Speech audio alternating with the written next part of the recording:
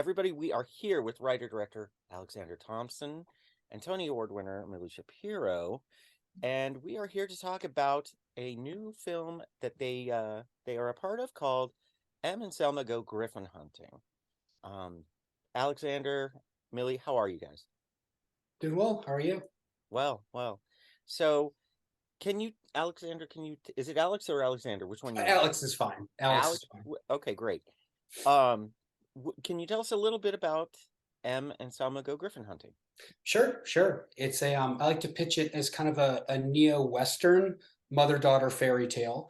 The idea is it's a fantasy film that has one foot in reality and one foot in fantasy. It takes place in a world where there's a long-standing cultural paradigm that mothers must bring their adolescent daughters on a sacred rite of passage hunt to kill a mythical creature of the mother's choosing. And the daughter can't return to society until she's fulfilled this ritual of old. And it's kind of a long-standing cultural credo. No one really knows where it comes from. There's different lores and interpretation, just as there are for religious beliefs and folk beliefs and stuff like that, around how it became substantiated, why it became important. But the important part is you don't question it. You just do it. And unfortunately for Mother Selma, played by Paulina McIntosh, who's very dogmatic about fulfilling this rite and doing it the old and proper way, the orthodox way, if you will.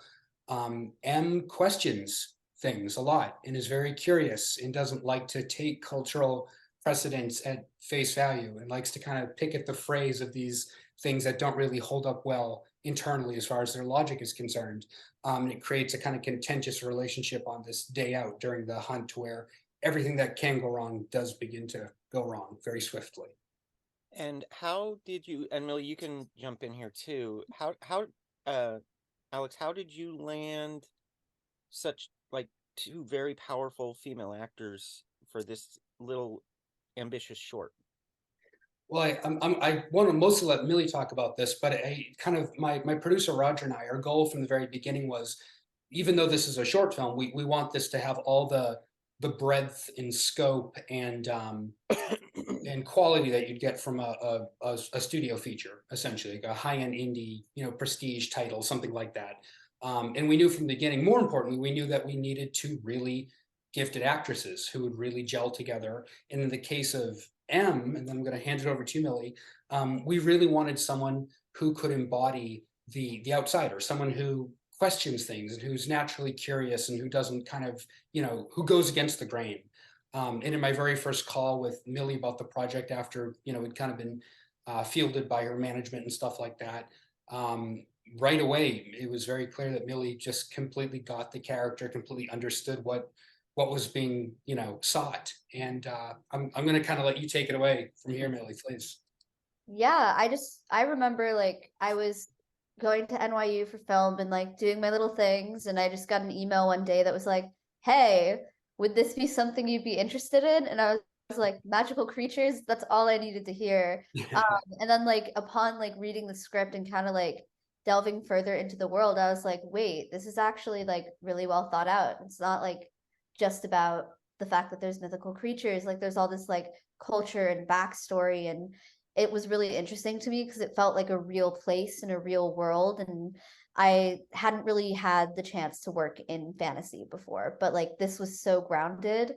And the character of M for me was, I don't know, very relatable because I grew up as a queer person in Florida, so it's kind of not really a place where you're usually accepted. So I always kind of felt like an outsider, and I was always kind of curious as to what else there was. So when I read about like someone questioning the reality they're in, I was like, oh, I've been there. I kind of know what that's like. And I was like, I feel like this is something that I need to do. I feel like this is a story that needs to be told. And I feel like it's important for people to question their reality and kind of like the life they're in.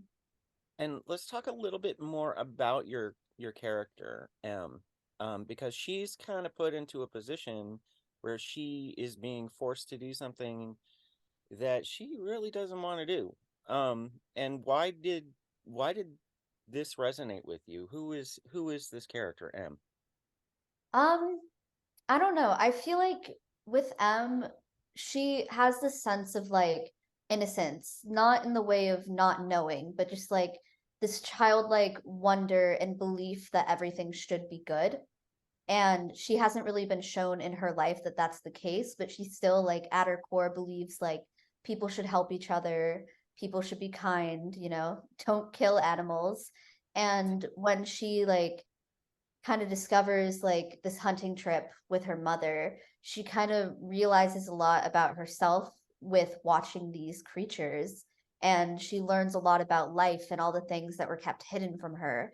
But she still believes that we should be good. And she's kind of realizing that not everyone thinks that way. And so it's really a coming of age moment, kind of suppressed into one hunting trip, and she's really put in a position where she has to make big decisions to kind of be like, who do I want to be going forward? Like, regardless of what I should be, who do I want to be and what do I want to do? And so it's a really complicated situation for Mm, her to be in, and it was very fun to do. awesome. And Alex, when you were writing this story and exploring it, um, why did you choose to go the more difficult route and create a parallel fantasy world that would be like visual effects heavy and stuff like that? Why did you choose this route?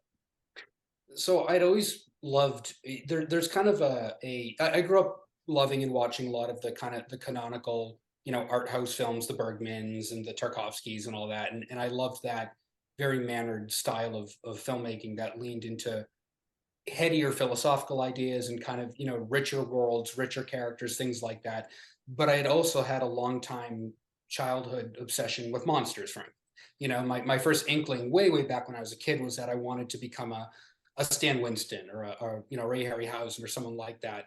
Realized very swiftly that I did not have the artistry to follow that line of work. But I thought maybe what I could do is kind of help wed the world of, like, of if I can, deign to say, high-minded independent cinema with kind of, the fantastical or the beatific special effects type stuff that I had loved when I was young, that first kind of hooked me into cinema. And so what I wanted to do was kind of create, for me, kind of the penultimate short film that demonstrated what those tools could be like when you combine them together. Whether or not I have been successful in that endeavor will be for the world to judge, of course.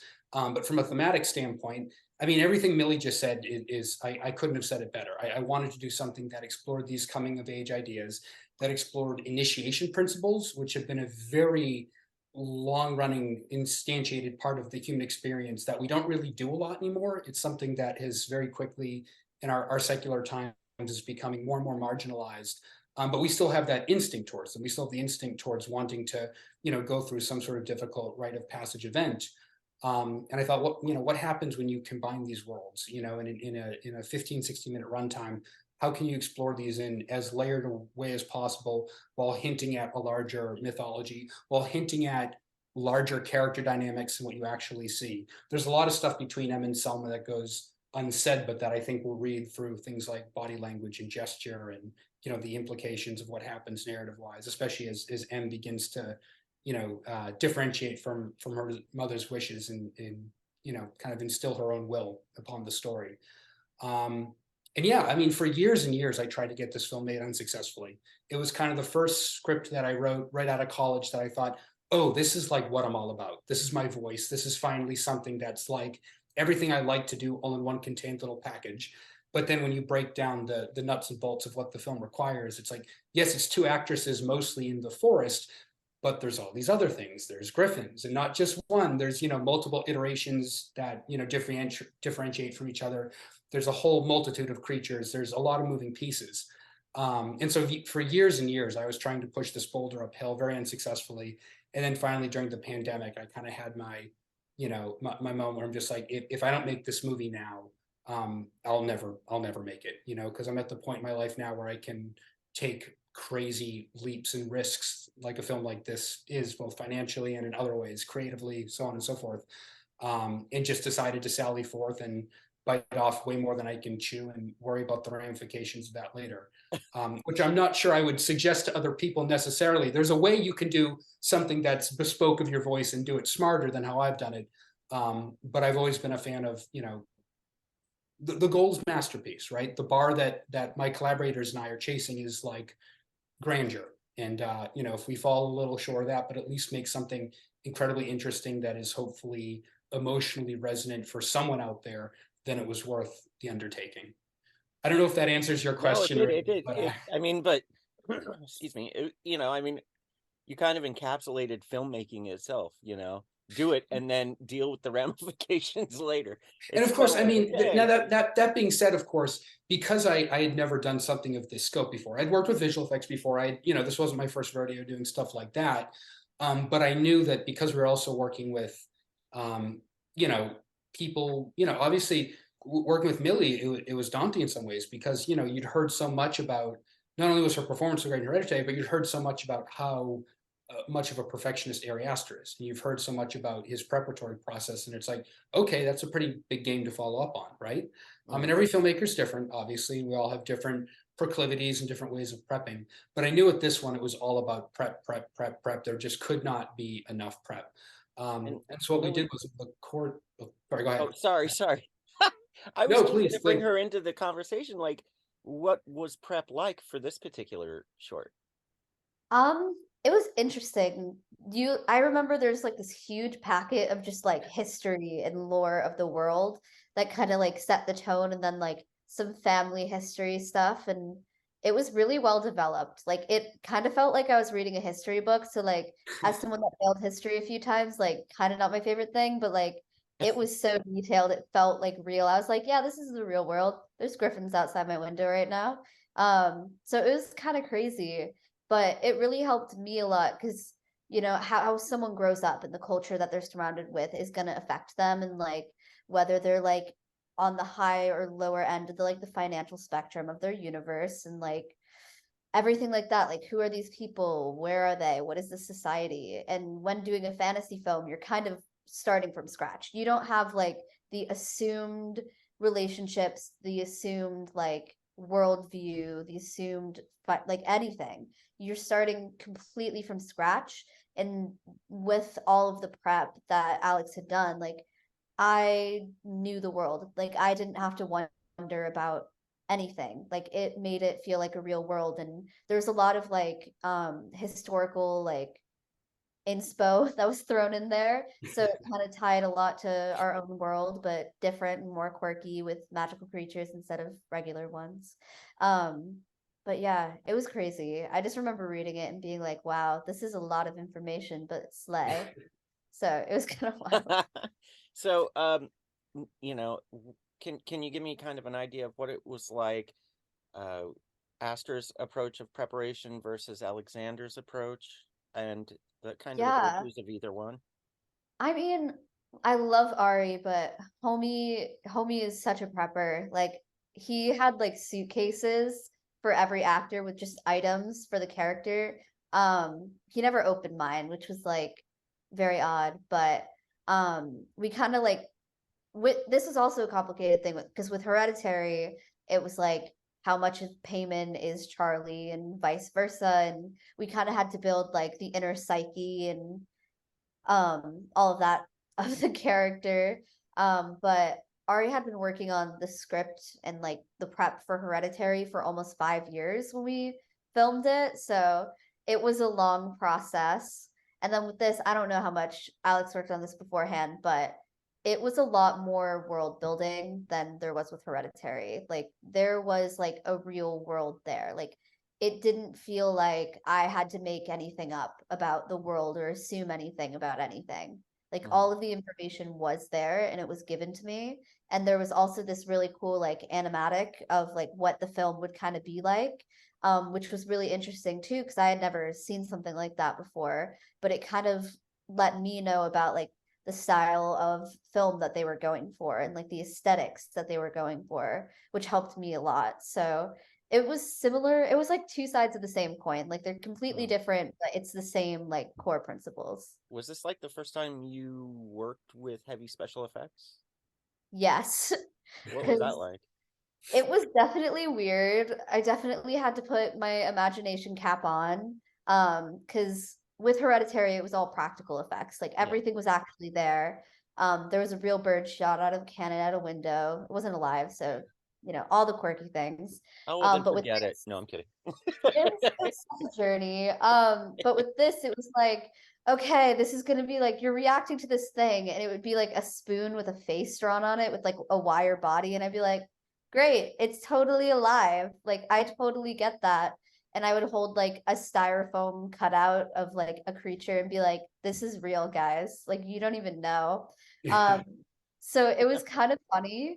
Um, it's definitely like more awkward. Like you can't like think about it too much because the second you start thinking about it, you'll kind of realize like, oh, there's nothing actually here.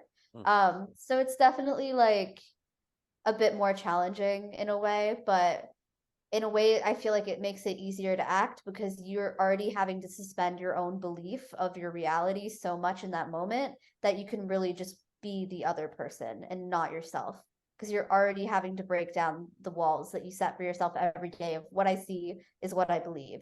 And because you're doing that, you can really just be in a different universe. And it's Yeah. very interesting. Yeah, you have to kind of submit to it in a way, don't you? Well, what we did, because I'm keenly aware of the complaints you hear from actors on Marvel movies and things like this of, the green screen nightmare of just pretending, acting off of absolutely nothing.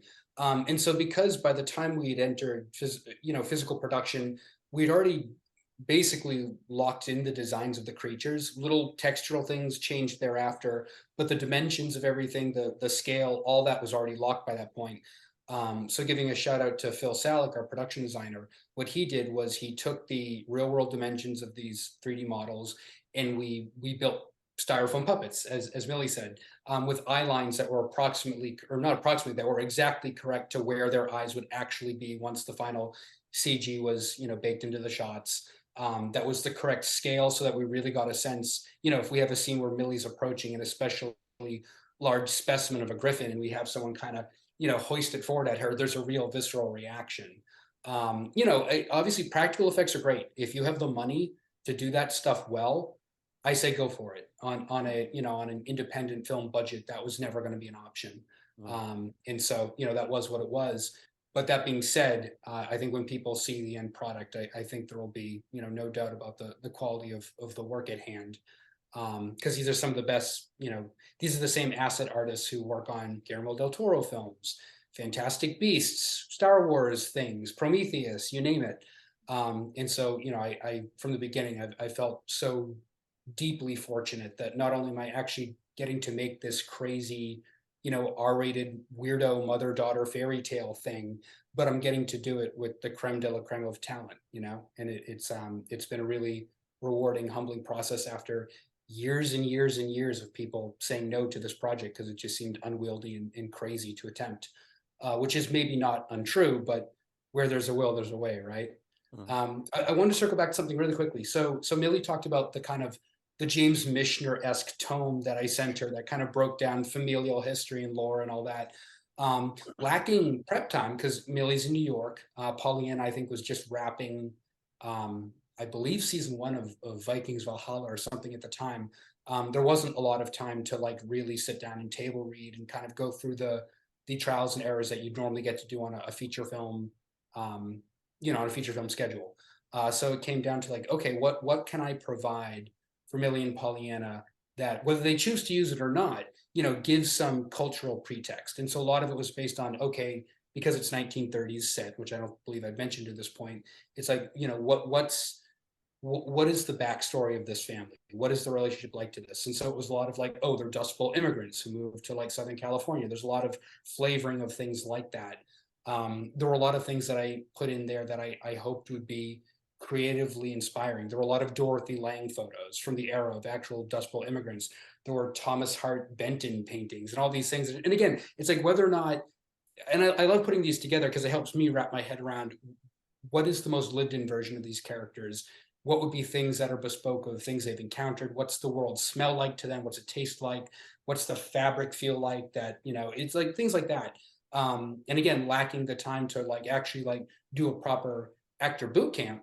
It's like, okay, this is kind of the second best thing, and Right. I don't know if it helped at all, Millie. I don't know, but it sounds like it did because you said that it felt like this was already a completely lived in universe, and so hopefully some of it at least. If 5% of it was effective, then it was worth the hours and hours it took to compile.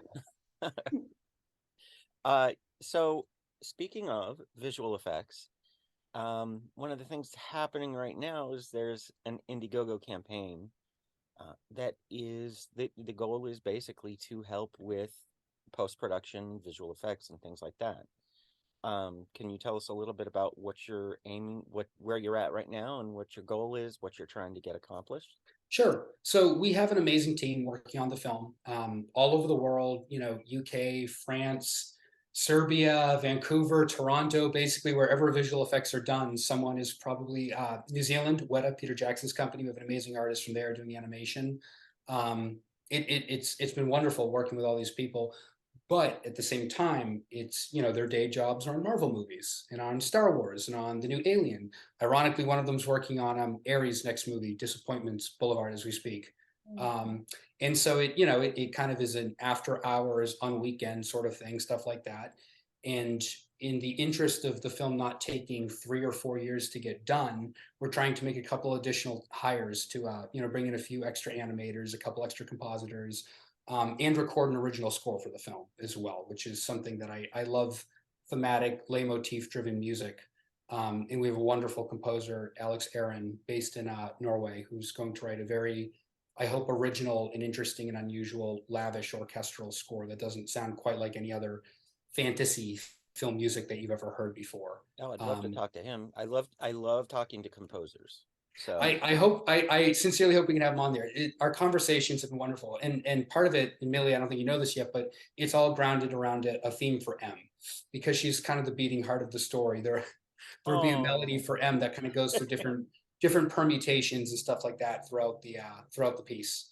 And so yeah, I'm especially excited to see what he cooks up, because this young man is the real deal as far as melodic capabilities and orchestrational abilities and things like that are concerned, and that's something I value in composers. And so there you have it. wonderful. What's a runtime of the current cut? It's about 16 and a half minutes, which is approximately correct. Because one of the things Millie had mentioned was the animatic. And so in terms of prep, because I knew, okay, this is a new level of visual effects expertise, a new, kind of bracket of quality of work that I hope to be entering with the piece, it was like, there cannot be enough prep, right? And so what we did was, I have to give a shout out to my homegirl, Eliza Roberts, a fantastic art department, everything, visual effects coordinator, storyboard artist, prop designer, you name it. She can do it and do it brilliantly. Over the course of many Zoom sessions, she and I pieced together storyboards for every single shot in the film, often doing lots of revisions over, I think, a 2-month period, something like that. And then I would ingest them and create an animatic that had, bad temp voiceover and stuff that I would just do myself, and then pitch shift to not sound like me, with, temp music, temp whatever. And the idea was like, this is basically exactly what we're going to shoot. And it was essentially exactly what we shot, with, very few exceptions along the way.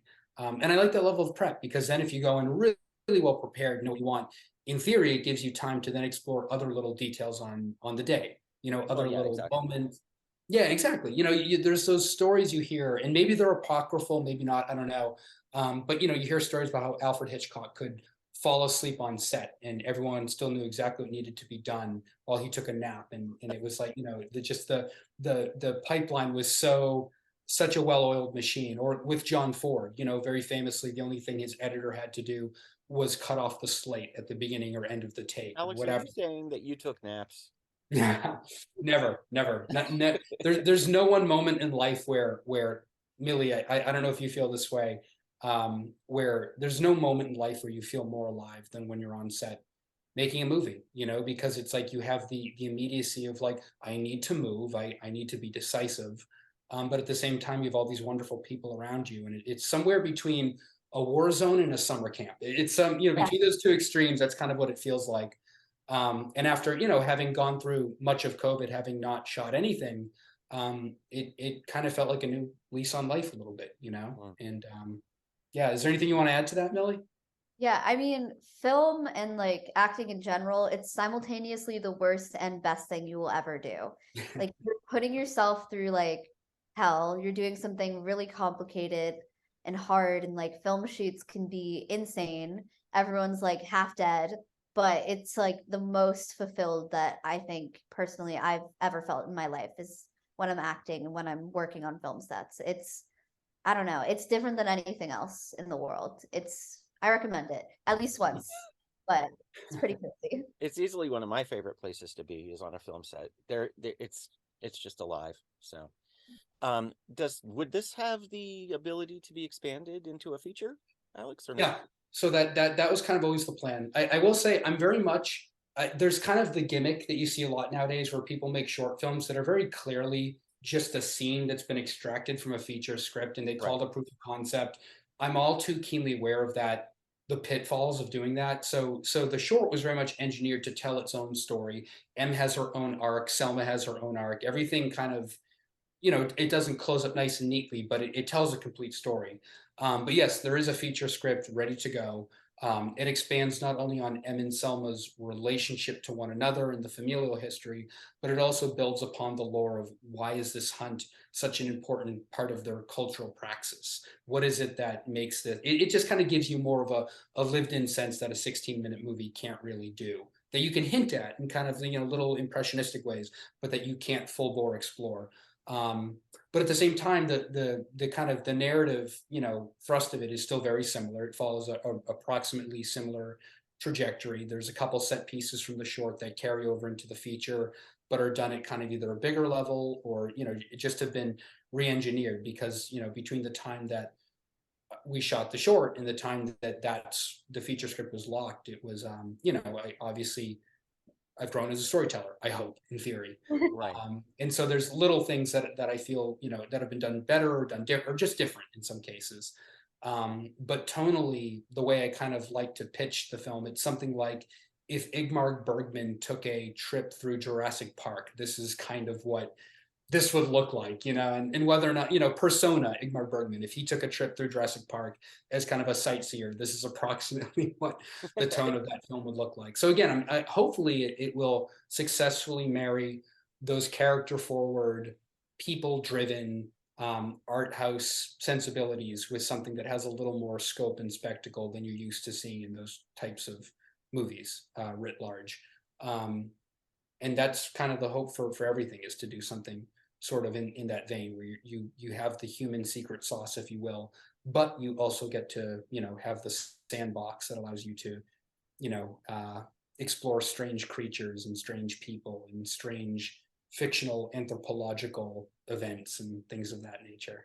So, investors, if you're listening or watching, um, we have something for you. Very much so. So what's next for the both of you guys after this one gets finished, or do you have anything else, I don't know, Really. that you're working on? I'm doing a lot of music stuff. I'm working on a lot of songs right now. They're like my own thing, so that's kind of exciting. A lot of auditions, a lot of being alive, all the fun stuff. But yeah, nothing too crazy, just music and auditions and vibes.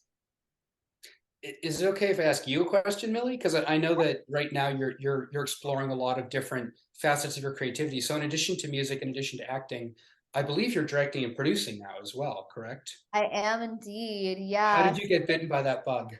I mean, I was going to NYU for film for a couple years. I'm on like a semester year off right now, so I can kind of focus on acting and all of the other like 12,000 things that I'm interested in. But I was hanging out with Ari and he was like, go to film school. And I said, okay. And then I ended up at NYU. And yeah, I'm currently producing a short film for a friend of mine, which is definitely insane. And I do a lot of like art direction and production design, which I really enjoy. But I always love directing and writing. I feel like it's very similar to acting in a way. You're taking and building this world, and it's really fun to do. So hopefully there'll be more of that from me in the future. I just have to have follow through with my ideas. The biggest struggle in life. That's the hard part. But the good thing is once you've been able to do that a couple times, it becomes easier. and obviously you're at a great institution where you're going to meet a lot of wonderful people that you'll continue to work with for hopefully years and years or decades to come. And so that gives you your foundational core team that you get to turn to and work with time and it's like building a family, right? And that's the value in any film school probably is, the people you're going to meet and hopefully carry forward with you and vice versa. Yeah, definitely. And if I forgive me, getting a little personal here, um, Millie, like just prepping for today's interview, I was like, oh my God, she's a member of the queer community. Yeah. And so I was like, yes, sorry. But because Horror Buzz is gay owned and operated, and Mhm. I try as hard as I can to give representation to everybody. So I was just like, yay. Yeah, I mean, like, I don't know, being queer is like the best. Like, it's hard, and there's like a lot of people that do not understand it, but I don't know, there's such an inherent family that you kind of have, and I don't know. I like, I don't know, I like showing the fact that I am queer and talking about it because I don't know, like when I grew up, I didn't think it was okay. Like for everyone else, I was like, you go, but for me, I was like, no, that's not allowed until I got older. And so I don't want anyone to ever feel like how I felt. So I'm like, guys, be gay, do it. It's fun. So that's the Just do goal. your thing. Just be a good person, basically. Yeah.